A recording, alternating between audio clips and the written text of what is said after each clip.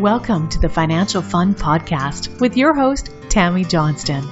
This is where Tammy talks with business owner parents and grandparents about the interesting and important subject of money. We promise this to be an interesting and open discussion, as that's how we learn best. And now, here's your host, author of the Financial Foundations.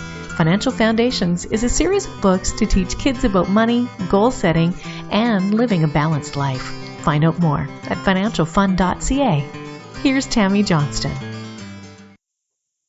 First things first, I would like to thank all of my listeners that have subscribed and reviewed my podcast and invite you to subscribe and review if you haven't yet. I appreciate you helping us to get the word out and making financial literacy a safe and welcoming subject for kids and adults. Second, please check out my podcast website, financialfun.ca, where you will be able to access past shows, find out more about me and our guests, as well as purchase the beautifully illustrated Financial Foundations books that teach kids about money in a fun, healthy, and holistic way. Hello once again, and thank you for joining us for the Financial Fun Podcast. Today our guest is the wonderful and talented Michael Curtis. Thank you for joining us, Michael. Tammy, it's great to be here. So would you like to tell our guests a little bit about what your business is? Sure. I've been privileged to be able to partner up with my wife, and over the last number of years, as part of the response team, we've had the privilege of helping businesses and families, primarily focused on small and medium-sized businesses, help them to protect themselves by understanding what they need to do before, during, and after an emergency or disaster hits them. So what are some of these emergencies and disasters that you help them prepare for? So from a family perspective, anything from house fires or flooding or natural disasters that cause them to have to leave their home on very short notice, whether it be within their home or external to it because they've been evacuated or sent off by government officials, emergency management officials, because maybe a gas leak has happened, to businesses where we're talking about business continuity management and being able to handle when that blizzard hits and it wipes out half of your staff. Is your business still operating the next day? Those are definitely some things that are much needed for having gone through the really big floods here in Calgary in 2013 and the whole city of Fort McMurray burning this summer. Well, and we've had lots of those examples over the years. And Fort McMurray and the floods of 2013 were certainly provincial and national level catastrophic incidents. But we also like to make sure that the smaller ones, like, for example, the Shaw Court fire in Calgary about 4 years ago now, where it took out the 911 service and a radio station. So people, for a chunk of Calgary, so people weren't able to even get the information. Those are planning opportunities that could have prevented incidents like that. Yep. And I like to make sure that our small and medium-sized businesses, especially the family businesses, which I've been exposed to for well over 30 years of my life, that they're able to protect themselves from stuff like that. Very, very important stuff. I'm sure you will have lots and lots of business to keep you going for years to come. It is something that all businesses and all families and even individuals, I try and make sure that people understand that having a plan for grandma who's living alone and who doesn't have a family member within a few minutes of them, how do we make sure that she's taken care of when the power goes out for 2 days? Or evacuation, like thinking about that a few years ago when there was fires in Kelowna, and my grandmother got evacuated out of her condo, and she was well into her 80s and stuff like that, and because it happened in the middle of the night and she was a little disoriented and stuff like that, she didn't grab any of her prescriptions. Yep. And how do you deal with that stuff? Oh, that's exactly the things that we help to make sure that families and, as I said, primarily small and medium-sized businesses help to prepare themselves properly by having a plan in place, and not only having a piece of paper for the plan, but knowing how to work that plan and being able to exercise it every once in a while so that they feel comfortable that when an emergency or disaster hits them, that they already know what to do. Yeah. It's not the panic, and it's good to go. Would you like to tell us a bit about what is your family situation? I am a very happily married man of almost 21 years, coming up here within a month, as I got reminded here the other day. Our anniversary is coming up, to a great woman, Paulette, who has a fantastic sense of humor, which she would have to be married to me. We have two wonderful children. We have a soon-to-be 19-year-old son who's off in university becoming a teacher, and an soon-to-be 18-year-old daughter who just graduated high school this past June. So you've definitely had some experience of dealing with money and kids and going through all of this wonderful fun stuff. Yeah, it has been interesting. We're in an interesting. I don't know whether the right term is demographic or not, but certainly in a very interesting fork in the road in our lives, in the fact that we're just about empty nesters here. And it has, with my wife and I only being in our early, well, she's in her early, I'm in my mid-40s. It's a great time. And from the financial end of things, man, have we ever learned a lot of lessons. Hopefully I'll be able to pass some of those on to your listeners. So what would you say are some of the biggest lessons that you have learned about, like, dealing with money and kids and all that? Like you said, you've got one already out of the house and well into university, and one that's just right on the cusp there. What are some of the biggest things that you're going, okay, if I could go back and talk to myself 20 years ago, what would you say? If I went back 20 years to just when we were recently married and kids weren't quite in the picture quite yet, but we knew that they were soon to be in our future, I would be looking back and going, remembering how important that $25 or $50 a month is to just put aside, right? Even in the tough times. You know, and maybe it might have only been $5 or $10 on some of those months, but anything, putting it aside and just making sure you're well prepared, and ready for what the future is going to bring. And what are some of the biggest lessons that you learned being a parent now?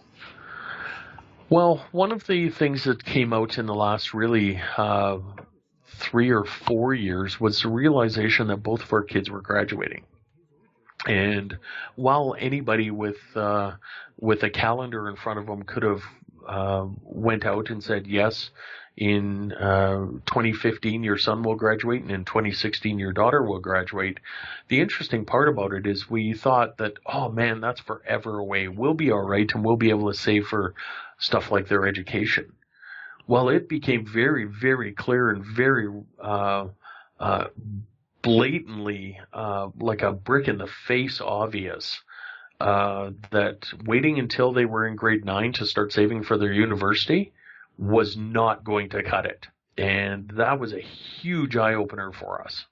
Yeah, it is for a lot of people, because you just get so busy and caught up in the day-to-day stuff and just making sure that all the bills are paid for and there's a roof over their head sometimes when things are going a little bit more challenging, and then you go, oh, crud. Here we are. You know, and we were fortunate enough to have enough saved for our son's first year of university, and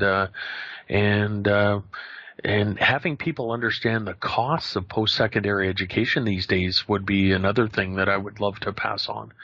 You know, it's fine that your tuition is $4,000 or whatever, but that first year of university is going to be $15,000, $15,000 to $20,000. And people have to understand that going into it, that there's only two ways to do that.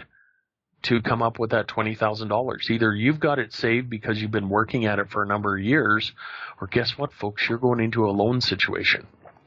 And whether that's a student loan for your 18-year-old student who's about to get burdened with education debt that they weren't prepared for, or whether it's a loan from the parents, which they may or may not be able to handle.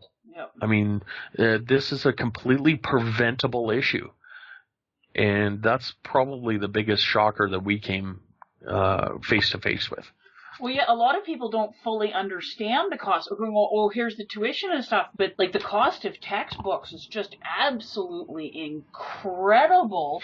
And then if they're not able, like your son's going to university in a different school, they have to be paying for how are they going to be living and eating and doing all of that stuff because they can't be living with mom and dad when they're in a different city. Well, just, I don't want to throw out and make it seem all doom and gloom, but there's some realities that you have to face.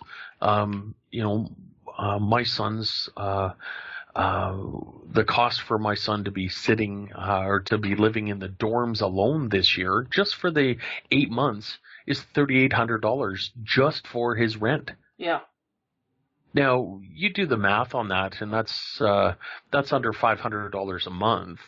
All utilities and internet and that included, but there's a lot of things that doesn't include, like food. Yeah.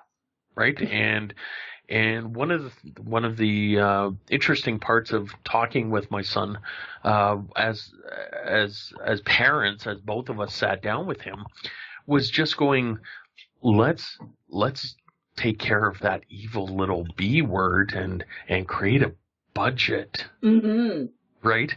And one of the things that you've taught us over the years that we've had certainly a relationship over that time was that budget isn't a bad word. No, it's a tool. It's a very, very powerful tool. And yeah. When I'm getting, I love when I get like the young adults that start coming to see me on their own and stuff. I've been helping with a couple of young girls and going through, and they're starting to understand that they need a budget because they don't know where their money's going and they don't understand any of it. And just, I'm thinking the two girls I've just sat down with, one I saved her $250 a month just fixing her phone bill because she had no idea what was going on with that. Yeah. And the other one I saved her a minimum of $100 just by, okay, give me your phone, pull up your bank account, pull up your credit card and stuff, show me what's going on so that I can explain the stuff to you. Because how hard do you work for that $100 or that $250 that you're just literally pissing away because you have no idea what you're doing? Well, and it's knowledge, right? We've heard over the years that knowledge is power. Knowledge applied is power. Now, yeah, knowledge applied is power. You can have all the knowledge in the world, but if you're not willing to do anything with it, it's no better than a speed bump. Yep. And we talked with our daughter. It's funny because our son and our daughter have two completely different, like polar opposite mindsets when it comes to finances. And so as parents, we've had to learn to deal with both ends of that, right? And now that I kind of think about it, they may have come across that genetically, honestly. Yeah, they probably did. That's probably my fault, but that's okay. It's, again, knowledge, applied knowledge is power, right? And, we sat down with our daughter, for example, who loved 3 days a week to head off to a local coffee shop. I'll try and leave the names out of it, but head over to a coffee shop to have her favorite $5 beverage 3 days a week. And we sat down, and sometimes she wouldn't just buy hers, she would buy her friends too. And so we sat down with her and went, when you do the math on that real quick, 15 times 3 times 4 is $90 a month. Yeah. And that's not every day like a lot of us adults do, right? In the drive-through, waiting for our morning cup of Joe on the way to battling Deerfoot traffic from up here in Airdrie. But $90 a month. And that's a lot. If you look at that over a year, that's over $1,000. $1,000 a year. And I went, you know what? You're not even paying that for your car insurance. Yep. You're spending more on a fancy little something or other than what you're paying for car insurance. You need to stop and think about that for just a second. You're spending more on that than you are on your cell phone. Yep. But the thing is, when it's such small amounts, like it's like the $5 or anything under 20, so many people don't consider it money, and especially a lot of like our kids, our teenagers and stuff, they don't deal with cash, so they're dealing with a debit card, so they don't even make the emotional and intellectual connection that plastic is money. Yeah, and it's leaving because they're not seeing it. Well, and a challenge that I'm even facing as an adult these days is with technology is that you don't even have to put your PIN number in anymore. Oh no, it's a tap. Tap it, or yeah, like you said, do the app and things like that. And you go, I just had $85 zip from my account in a tenth of a second. But that's why so many of the companies and the banks and the credit card companies are so in favor of those things, and they're advertising it as convenience. But they like it because people become less and less aware of the money that they are spending, and it adds to their bottom line and ends up stressing out the people that are going, okay, where'd all my money go? Yep. Where did all the money go? When you look back and all of a sudden you have a few extra days at the end of your money for the end of the month, more days than money, and you look back and went, oh, you know what? I could have really used that $75 I just spent on fruity drinks. Yep. Or and like you said, you were talking about making sure that you have some money, even if it's okay, $5 or $10 that you're set aside for those lean times. Because another thing that I'm starting to see, because people don't know and don't understand, is people are getting the payday loans, like Money Mart and stuff like that. And then once they're in, they're done. Like if you cannot fully pay it off when it's due, well then you have to get another one, and it goes up and it goes up and it goes up, and then they're trapped. Yeah, and there's no way to get out of that. That's what I meant by no way out. Is there's no easy way out, right? It's you have to make some significant changes in the way your actions are. And a lot of people think that those things are just for poor people and things like that. I have an associate that actually owns a Money Mart, and he says, I have clients that come in every month, and they're doctors that are getting the payday loans because they have no concept whatsoever on how to manage their money. And says, I get the people, the guys that work downtown in the business suits and stuff. He says, I get absolutely everyone, because they have no idea whatsoever how to manage their money. It has nothing to do, in the most part, for how much you make. It's, do you have the skills to handle what you make? Right. And that terrifies me. Yeah.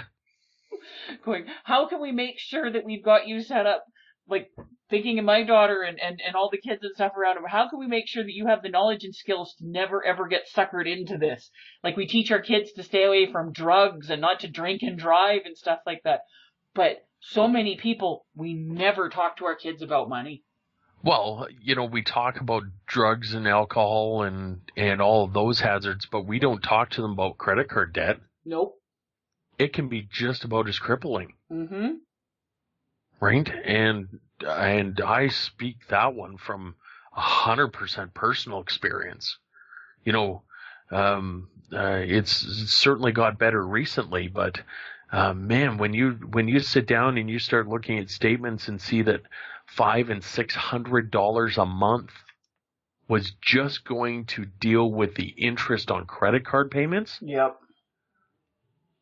I challenge almost anybody, all of your listeners, to tell me that they couldn't spend $500 or $600 of their own hard-earned money on something way better than credit card interest. Well, credit cards and all sorts of things. Like, it's pretty much to the point where if I can't sit down with anyone, and like I said, I've sat down with lots of young people, I've sat down with normal families and stuff, and just by going through and then going, you get naked with me, show me everything that's going on. If I can't save a family a minimum of $200 a month that they're bleeding and didn't even know about it, they are doing amazing.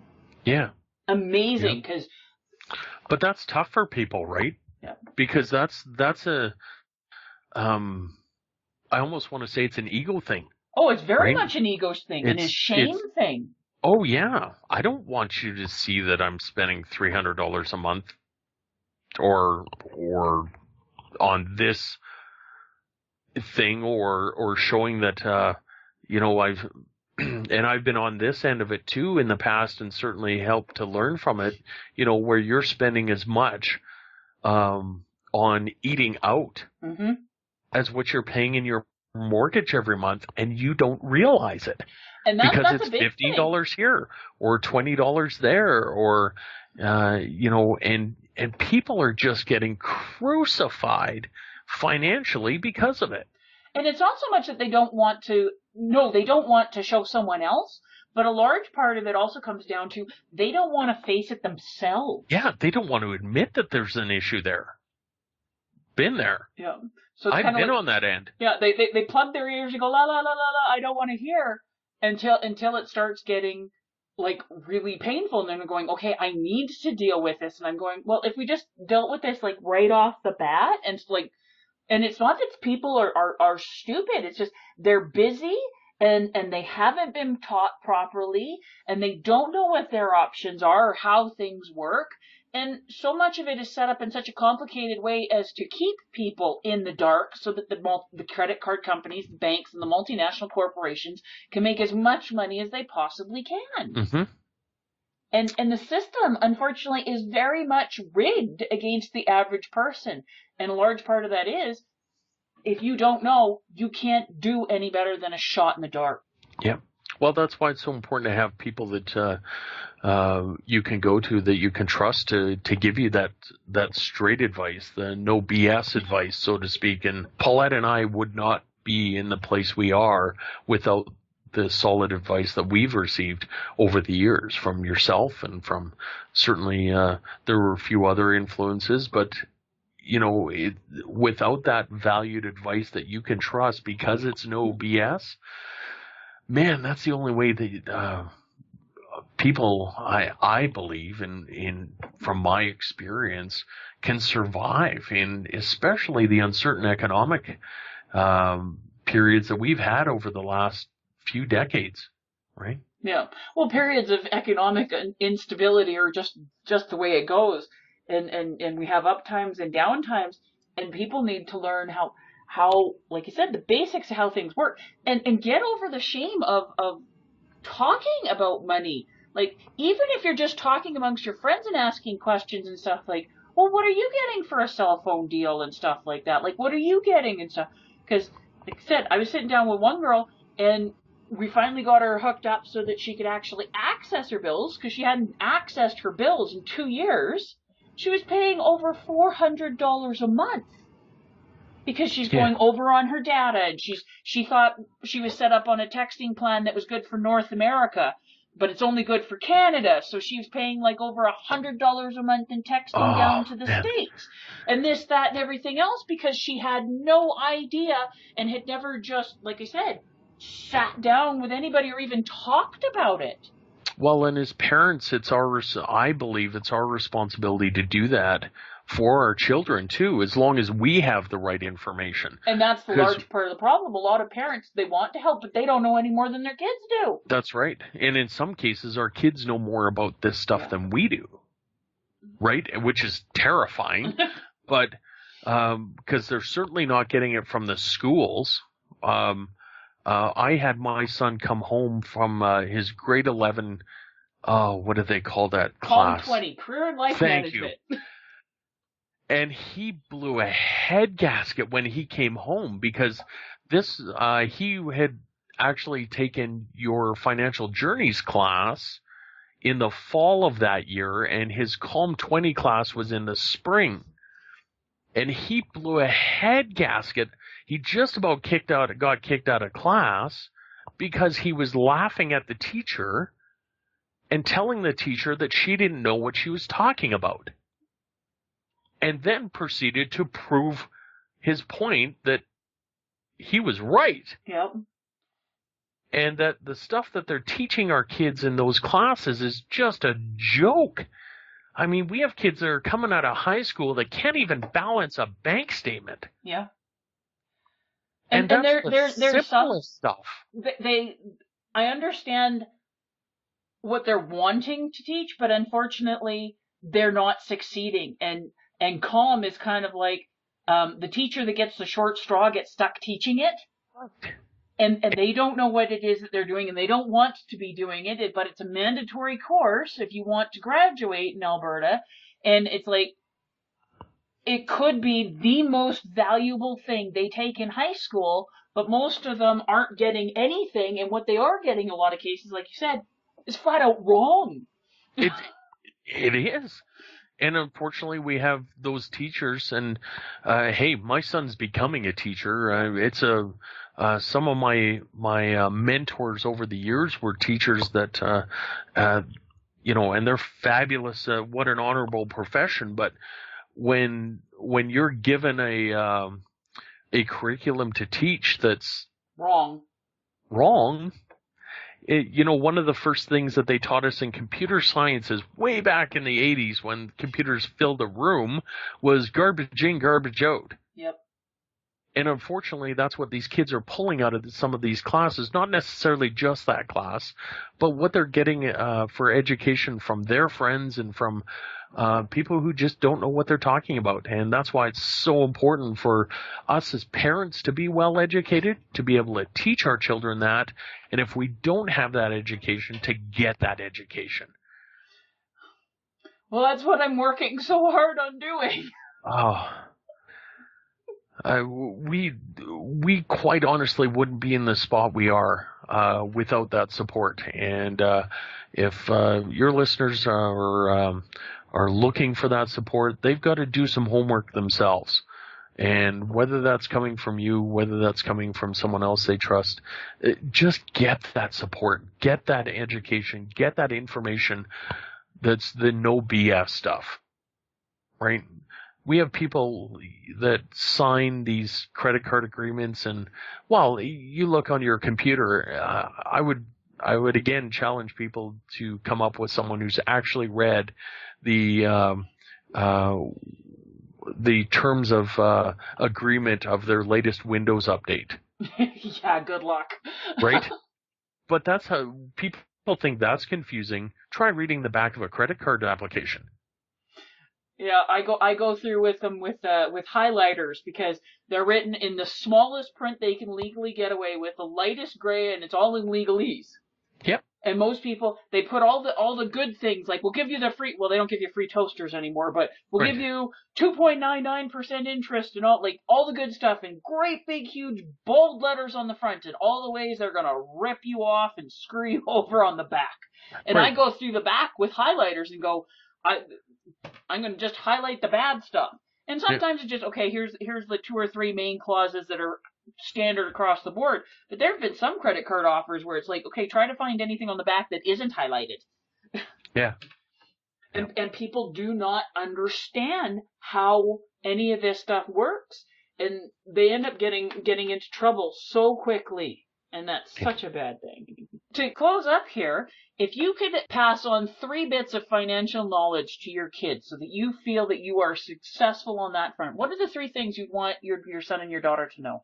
I've listened to your other podcast guests that you've had, and it's, you would think I would have been better prepared for this question because I've heard answers that are fantastic. But here are my 3 answers. And we probably heard versions of this before, but here's my 3. 1, if I could teach my children that debt, if it's managed properly, is okay. But understand the difference between good and bad debt. Very important. That would be number 1. Okay. Number 2, if I could teach my children to give them the ability to be able to evaluate risk properly. Well, that's a huge one. Right? And I guess the third one would be the difference between the value and the hazards of debt and how to use it for your benefit. Those are all very, very good things. I particularly like the knowing how to evaluate risk, because so many people are afraid of risk. You cannot eliminate risk. That's not possible. You could do absolutely everything perfectly and something could still go wrong. But it's placing your knowledge and your ability and your due diligence so that you are making the most intelligent bet possible. Yeah. I grew up watching my father risk everything, my parents risk everything they had to start a new business. And while I was young, I certainly had an inkling and an understanding of the risks that were involved in that. And while it worked out okay for them, you have to be able to manage and understand what that risk is. Oh, huge. Well, thank you very much for joining us. This has been a great conversation, Michael. A little different perspective, I'm sure, but I appreciate the time you've taken to invite me on to the podcast. And as usual, Tammy, I appreciate everything you do. Well, thank you very much. We're always looking for the different perspectives. That's how we learn. This is all about opening up the conversation. It's a conversation that we need to have with ourselves as spouses, and especially with our children. Very much so. Thank you. Thanks, Tammy.